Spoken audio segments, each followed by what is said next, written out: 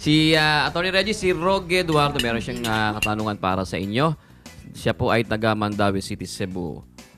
May buntag po. Ate, konsulta mo na po. Mandaue City, Cebu. Hello po. Ang katanungan ko po, ang problema ko po ay ganito. Nakabili po ako ng lupa, tapos gusto ko na sanang patituluhan. Pero mukhang matatagalan pa yatang magpatitulo.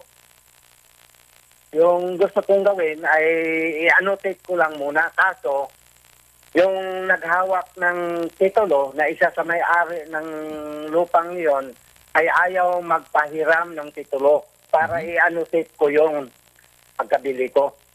Anong gagawin ko po? At sakali kung ayaw, sino ang lalapitan ko?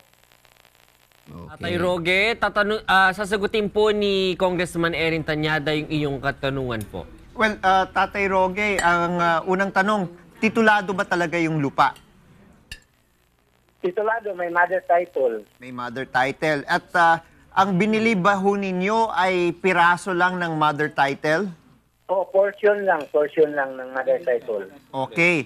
Ang kapag ayaw pang ibahabahagi yung mother title, ang pwede po ninyong gawin, i-register po ninyo yung pagkabili po ninyo ng parte ng lupa sa Register of Deeds po, at sila mismo ang pwedeng magpa-annotate sa master title na hawak po nila.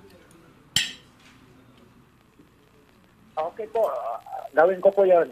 Opo, kasi syempre kung ayaw pang ipa-subdivide at ayaw naman i-surrender, ipakita kaagad po ninyo yung register, yung deed of absolute sale ng bahagi po ng titulo, at ipa-register po ninyo yung sale, no, sa Register of Deeds, para sa likod ng master title nakalagay na po yon. Attorney, kasi po nangyari, may tax date na po ako. Yung susunod kong gawin ay patituluhan ko.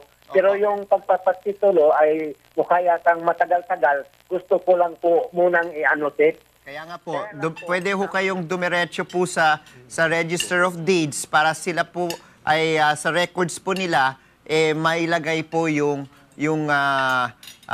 registration, yung annotation na nabili po ninyo yung parte po ng lupa. Yun lang po.